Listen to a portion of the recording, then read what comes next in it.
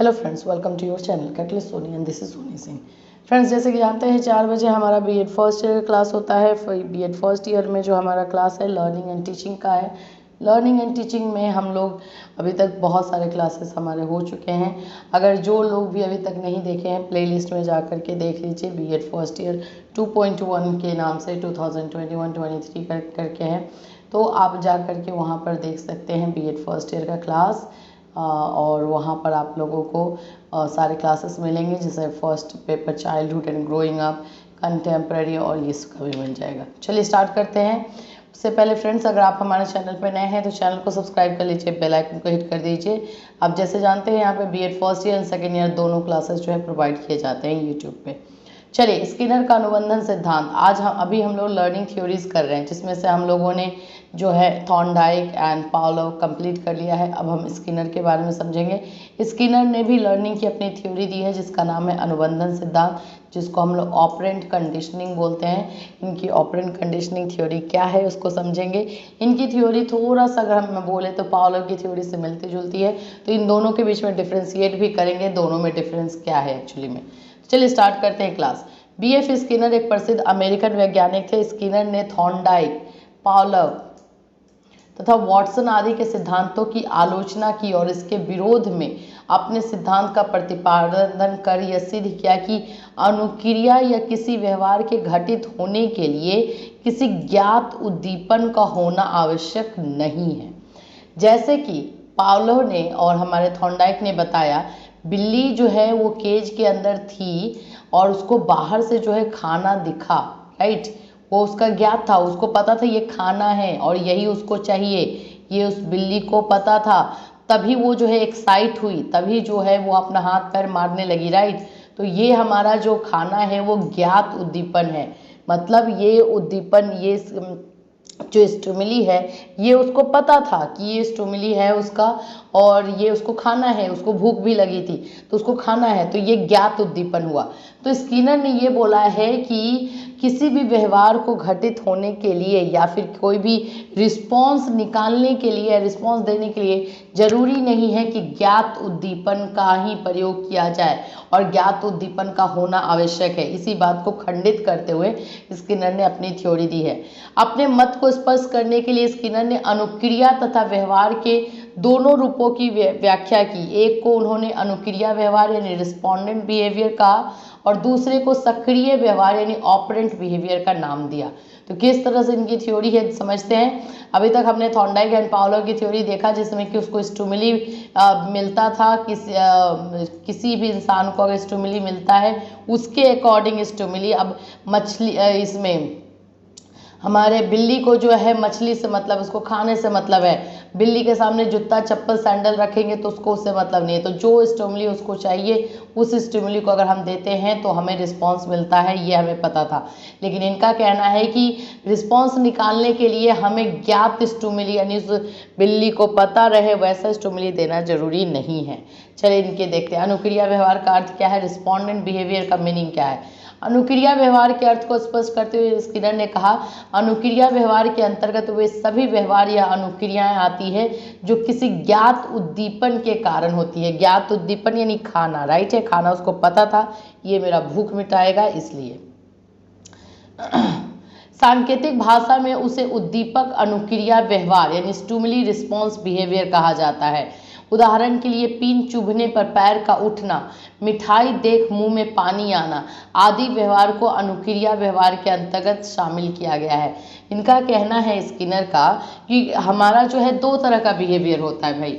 एक तो होता है रिस्पोंडेंट बिहेवियर, जिसको हम बोलते हैं अनुक्रिया व्यवहार, यानी कि हमारे स्टिमुली, वैसा स्टिमुली कुछ होते ही हैं, ज्ञात उद्दीपन होते जो हमें पता रहता है कि वो क्या है और उसको देख करके जो है हमारा एक पर्टिकुलर रिस्पॉन्स निकलना जाहिर सी बात है, नॉर्मल है वो, ठीक है, तो उसी को हम लोग स्टिमुली रिस्पॉन्स बिहेवियर कहते हैं। जैसे जैसे कोई इंसान को मिठाई बहुत पसंद है तो मिठाई देख करके उसके मुंह में पानी आएगा ही।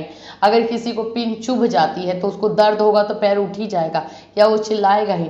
तो इस तरह का रिस्पॉन्स जो है नॉर्मल रिस्पॉन्स है, जो हमें स्टिमुली, जो हमारे ज्ञात स्टिमुली होता है, ज्ञात उद्दीपन होता है, उसके द्वारा निकलता है। ये इसको इन्होंने रिस्पॉन्डेंट बिहेवियर कहा है, स्किनर ने। इन्होंने कहा है कि ऐसे बिहेवियर को हम रिस्पॉन्डेंट बिहेवियर कहते हैं या स्टिमुली रिस्पॉन्स बिहेवियर कहते हैं, जो स्टिमुली, ऐसे स्टिमुलीज को देख करके निकलना आम बात है। दूसरा इनका है कि सक्रिय अनुबंधन के सिद्धांत, जो ऑपरेंट कंडीशनिंग है, जिसको हम लोग सक्रिय यानी पॉजिटिव रिस्पॉन्स बोलते हैं। सक्रिय या नैमित्तिक अनुबंधन की कुछ परिभाषा निम्नलिखित है। इन्होंने क्या कहा है? एमएल बिगे के अनुसार सक्रिय अनुबंधन एक अधिगम प्रक्रिया है जिसमें अनुक्रिया सतत या संभावित होती है, उस समय सक्रियता की शक्ति बढ़ जाती है। नैमित्तिक और सक्रियता अनुबंधन को अधिकतर मनोविज्ञान एक ही मानते हैं। स्किनर ने जिस प्रक्रिया को सक्रिय अनुबंधन कहा है उसे नैमित्तिक अनुबंधन भी नाम भी दिया गया है।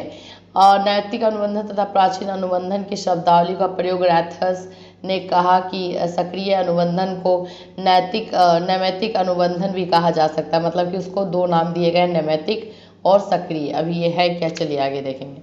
डॉक्टर अमेटो ने भी इनको सही सेम ही नाम दिया है। कहा जा सकता है कि सक्रिय अनुबंधन उत्तेजना अनुक्रिया यानी स्टिमुलस रिस्पॉन्स के बीच साहचर्य यानी एसोसिएशन स्थापित करने की दूसरी विधि है। अतः उत्तेजना अनुक्रिया के बीच साहचर्य स्थापित करने की दो विधियां हैं, एक है क्लासिकल कंडीशनिंग और एक है नैमित्तिक अनुबंधन यानी इंस्ट्रूमेंटल कंडीशनिंग और ऑपरेंट कंडीशनिंग। ये स्किनर द्वारा जो उन्होंने प्रयोग किया, ठीक है। तो यहाँ पर स्किनर ने दो तरह के जो है बिहेवियर को बताया है कि हम स्टिमुली को दे करके निकलता है। एक तो हमारा जो है नॉर्मल बिहेवियर, जिसको उन्होंने बोला है रिस्पॉन्डेंट बिहेवियर, जो कि स्टिमुली को देख करके निकलना ही है। दूसरा जो बिहेवियर इन्होंने बताया था ऑपरेंट कंडीशनिंग यानी कि पॉजिटिव कंडीशनिंग, पॉजिटिव बिहेवियर, सकारात्मक बिहेवियर, जिसको नैमित्तिक बिहेवियर भी बोलते हैं। तो इसमें क्या होता है, स्टिमुली को देख करके जो उत्तेजना बढ़ती है उसके साथ जो है एसोसिएशन करना, साहचर्य बनाना, ये है इसकी विधि।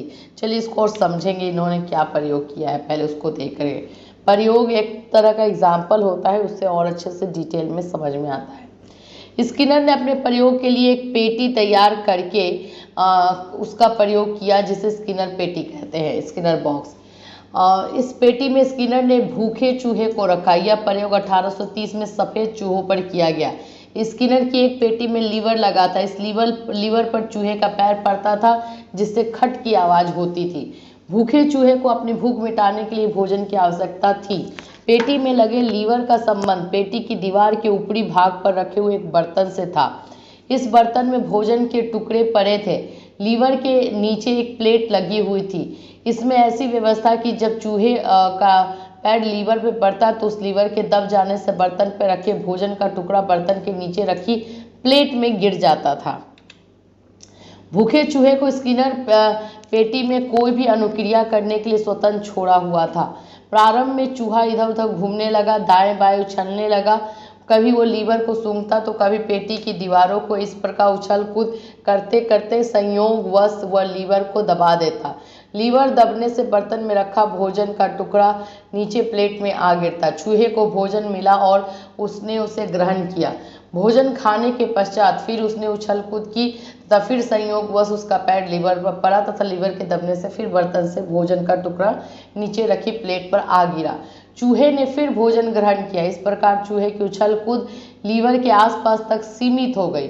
अब वो सीधा लीवर को दबाने लगा ताकि उसे खाने को कुछ भोजन के टुकड़े मिल जाए। अंत में ऐसी स्थिति आ गई कि भूखे चूहे को जब भी पेटी में रखा जाता वो तुरंत लीवर को दबाता, भोजन टुकड़े को पाप कर सफलता करता।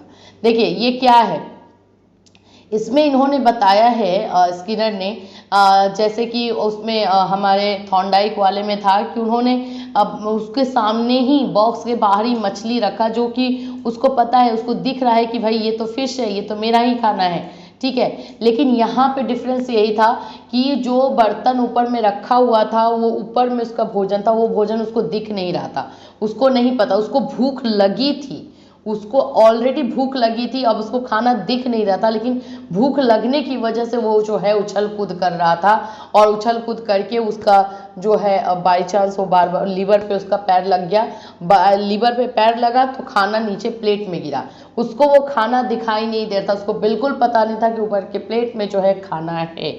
यही डिफरेंस है, उन्होंने सामने दिखा करके रखा जिससे उसको ये पता चल गया भाई कि ये मेरा ही खाना है, उसको ज्ञात था कि इसमें क्या है। और इसमें डिफरेंस ये है कि इन्होंने बताया ही नहीं कि एक्चुअली में खाना कहाँ है, किस प्लेट में है, वो बस वो भूख के मारे अपना रिस्पॉन्स दे रहा था और उछल कूद कर रहा था, तो उसने देखा नहीं। तो यही डिफरेंस है कि स्किनर ने जो है ज्ञात यानी बता करके, ज्ञात उसका जो स्टिमुली है वो नहीं था, चूहे को पता नहीं था, ज्ञात स्टिमुली ये नहीं कहलाएगा खाना। और जब खाना उसको मिल गया, जब उसको क्या पैर उस पर दबा और फिर मिल गया, वो तो अचानक उछल कूद कर रहा था और उसका पैर लगा तो फिर खाना मिला, ऐसे करते करते वो फिर उछल कूद करता फिर मिलता, और धीरे धीरे वो सिर्फ और सिर्फ उस लीवर के पास जहाँ पे उसको टच करना था वहीं पे जो है उछल कूद करने लगा। एक टाइम ऐसा भी आ गया कि उसको पता था कि लीवर दबाएगा उसको खाना मिलेगा, तो इस तरह से वो अपनी भूख मिटाता था, लेकिन उसको खाना दिखाई नहीं देता था, बस उसको लीवर दिखाई देता था, उसको पता था इस लीवर को दबाने से खाना मिल रहा है। तो इनका कहना है कि बिना ज्ञात हुए भी रिस्पॉन्स मिलता है, और जब उसे पता चल जाए कि इस चीज़ से मेरा ये काम हो रहा है तो वो चीज़ जो है उसके साथ उसका कनेक्शन बन जाता है। यही है स्किनर की थ्योरी, यही डिफरेंस था। ठीक है, अब यहाँ पे आप देख सकते हैं इसको खाना बिल्कुल भी नहीं दिखाई दे रहा है, इसको खाना नहीं दिखाई दे रहा है, इसमें खाना है, ये लीवर दबाएगा, यहाँ से प्लेट रखी है, इसमें इसको खाना मिल जाएगा, लेकिन इसको खाना नहीं दिख रहा है, बस ये उछल कूद कर रहा था, ये देखा कि यहाँ पे ये क्या है भाई, अब उछल कूद कर रहा है, भूख लगा है, कुछ ना कुछ शैतानी करने को तो मन करेगा ही, तो इसने यहाँ पे दबा दिया। ठीक है, चलिए, स्किनर के इस प्रयोग से बात स्पष्ट हो जाती है कि ऐसे अनुबंधन में पुनर्बलन या प्रबलन की प्राप्ति किसी निश्चित अनुक्रिया के घटित होने पर निर्भर करती है। ऐसे प्रयोगों में एक प्राणी को प्रबलन तभी प्राप्त होता है जब प्राणी प्रयोगकर्ता द्वारा निर्धारित अनुक्रिया करे। अब क्या हुआ कि जब उसने एक बार लीवर जब ये दबाया तो उसको खाना मिला, तो उसको क्या हुआ, फिर रीइंफोर्समेंट मिला ना, पुनर्बलन मिला, फिर से उछल कूद वहाँ पे करने का, और अब उसको पता था इसको दबाने से मिलेगा, तो वो उसको अपने आप को मोटिवेट करना, रीइंफोर्स करना, ये उसको हुआ तभी जब उसको खाना मिला था। तो इस प्रयोग में भूखा चूहे होने के कारण प्रणोदित यानी ड्राइव होता था। अब उसको वो क्यों उतना उछल कूद कर रहा था, क्योंकि वो भूखा था, उसको खाना नहीं दिखा था, उसको भूखा था, इसीलिए वो उतना उछल कूद कर रहा था और सक्रिय था। मतलब हाँ, भूख से आदमी मरे उससे पहले तो अपना हाथ पर मारेगा ही ना। स्किनर ने लीवर की क्रिया के चयन के निम्नलिखित कारण बताए। चूहे के लिए लीवर दबाना सरल क्रिया है। चूहा घंटे में अनेक बार लीवर दबाने की क्रिया करता है, तो उसके इस व्यवहार का निरीक्षण सरलता से किया जा सकता है। लीवर दबाने की क्रिया में अन्य व्यवहार शामिल नहीं है, लीवर दबाने की क्रिया का आभास हो जाता है।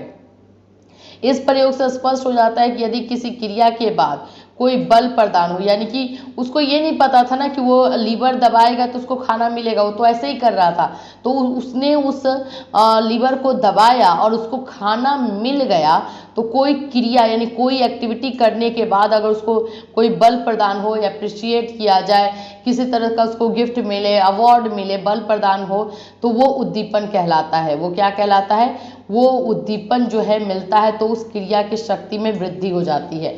अब उसको क्या है कि उसने वो क्रिया की, उसने उसको दबाया और उसको जो है खाना मिल गया, तो उसका उद्दीपन जो है और स्ट्रांग हो गया और वो काम को और अच्छी तरीके से और फोर्सफुली कर सकता है।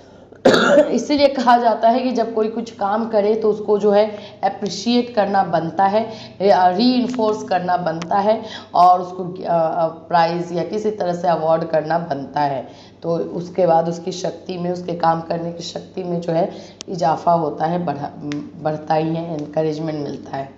अब आइए देखते हैं कि ये किस तरह से जो है हमारे अनुक्रिया, अनुबंधन और ऑपरेंट कंडीशनिंग में अलग है।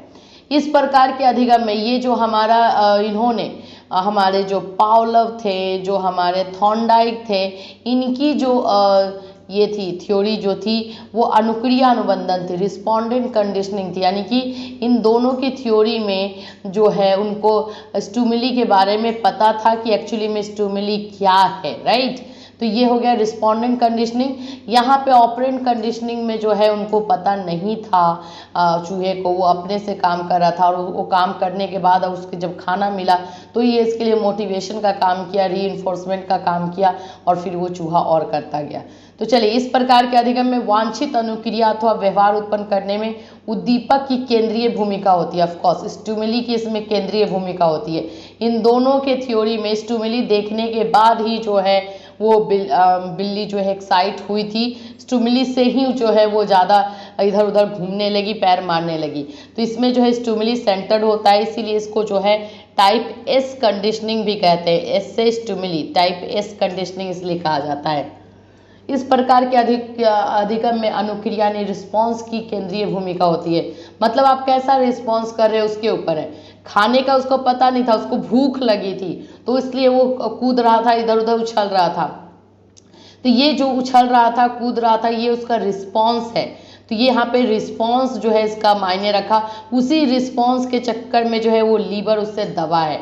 अगर वो नहीं कुछ करता, जाके कोने में बैठ जाता, थक हार जाता, तो थोड़ी ना उसको खाना मिलता, तो फिर कुछ तो होता है नहीं उसके साथ। तो ये रिस्पॉन्स इसमें जो है मेन रहता है, इसमें केंद्रीय भूमिका जो है रिस्पॉन्स का रहता है, इसीलिए इसको टाइप आर कंडीशनिंग कहते हैं। अनुक्रिया अनुबंधन अनुक्रिया व्यवहार संबंधी अधिगम में सहायक होती है। ऑफकोर्स हमें जब पता है कि इस आदमी को या इस बच्चे को जो है इस स्टिमुली से ज़्यादा लगाव है और इस स्टिमुली को देने के बाद उसके कार्यों में हम वृद्धि कर सकते हैं, तो ये होता है उसका अनुक्रिया व्यवहार संबंधी, यानी कि संबंध इसके साथ इसका है, तो हम उसका जो है व्यवहार में चेंज कर सकते हैं। इसमें क्या है, क्रिया प्रसूत अनुबंधन क्रिया प्रसूत व्यवहार संबंधी अधिगम में सहायक सिद्ध होती है। मतलब कि ये ऑपरेंट है, ये पॉजिटिव। अगर ये चूहा जाकर के कोने में बैठ जाता तो ये निगेटिव रिस्पॉन्स हो जाता, ये फिर क्या होता, नकारात्मक हो जाता। तो इसमें जो है प्रसूत व्यवहार यानी कि पॉजिटिव व्यवहार को जो है रिलेशन बनता है अधिगम के साथ। अगर आप पॉजिटिविटी नहीं दिखाओगे तो उसके अंदर लर्निंग नहीं आता, और लर्निंग उसको खाना नहीं मिलता तो वो फिर सीख नहीं पाता। तो इसीलिए इसमें पॉजिटिव व्यवहार यानी कि जो है सकारात्मक बिहेवियर का संबंध जो है अधिगम से सिद्ध होता है। इसमें अनुबंधन प्रक्रिया की शुरुआत किसी विशेष उद्दीपक द्वारा कोई निश्चित अनुक्रिया उत्पन्न करने के द्वारा होती है। बिल्कुल, जो यहाँ पे प्रोसेस स्टार्ट होता है उसको स्टिमुली दिखा करके ही किया जाता है, तो उद्दीपक के द्वारा ही ये स्टार्ट होता है, लेकिन इसमें ऐसा नहीं है। इस अनुबंधन शुरुआत सीखने वाले की उन अनुक्रियाओं को लेकर होती है जिन्हें सिखाने वाले द्वारा अथवा विशेष रूप से सीखने वाले द्वारा कराने का प्रयत्न किया जाता है। फिर हमारा 4th नंबर है, इस प्रकार के अनुबंधन में अनुबंधन की शक्ति अनुबंधित अनुक्रिया के सामर्थ्य यानी मैग्नीट्यूड ऑफ कंडीशन रिस्पॉन्स पर निर्भर करती है। प्रयोग में इसकी माप संभव है, जैसे पावलोव के प्रयोग में कुत्ते द्वारा गिराई जाने वाली लार की मात्रा के अनुबंधन शक्ति का अंदाजा लगाया जा सकता है कि उसका कुत्ते का जो है उस खाने से क्या रिलेशन है या फिर उस स्टिमुली के साथ क्या रिलेशन है, इसमें पता लगाया जा सकता है। इस प्रकार के अनुबंधन में अनुबंधन की शक्ति को अनुक्रिया द्वारा यानी रिस्पॉन्स रेट द्वारा प्रदर्शित किया जाता है। प्रयोग में इसकी माप संभव है। उदाहरण के लिए स्किनर के चूहे वाले प्रयोग में लीवर को ऐसे वेल्डिंग प्रणाली से जोड़ा जा सकता है जिससे चूहे द्वारा लीवर दबाने की अनुक्रिया की दर का रेखीय चित्र प्राप्त हो सके। इस अनुबंधन में सीखने वाला जरा भी स्वतंत्र नहीं है, जिस तरह का उद्दीपन उसके सामने होता है वैसा ही व्यवहार करने के लिए विवश होता है। इस तरह के अनुबंधन में क्या है कि आप स्टिमुली कैसा ला रहे हो, उद्दीपन उसके सामने कैसा ला रहे हो, वैसा ही वो सीखेगा ना, क्योंकि उस स्टिमुली के साथ उसका कनेक्शन कैसा है उसके ऊपर डिपेंड करता है। इसमें क्या है, इसमें बिल्कुल नहीं, क्योंकि उसके वो रिस्पॉन्स पे है, वो कैसा रिस्पॉन्स दे रहा है। अगर पॉजिटिव देगा तो पॉजिटिव मिलेगा, निगेटिव देगा तो निगेटिव मिलेगा, तो इसमें जो है फ्री रहता है। तो ये हमारा रहा स्किनर की थ्योरी, जो कि हमारे पावलोव की थ्योरी से डिफरेंस कैसे है वो मैंने बताया। इंग्लिश में भी देख लीजिए, इंग्लिश में भी स्टूडेंट्स के लिए है, यहाँ पे डिफ्रेंसिएशन भी है, जो आपको हिंदी में मिला वही इंग्लिश में भी है। तो आप लोग इससे अपना नोट्स बना लीजिएगा, और नोट्स बना करके फिर रेडी रहिए आगे का नेक्स्ट क्लास के लिए। फिर मिलूंगी। Till then have a nice day.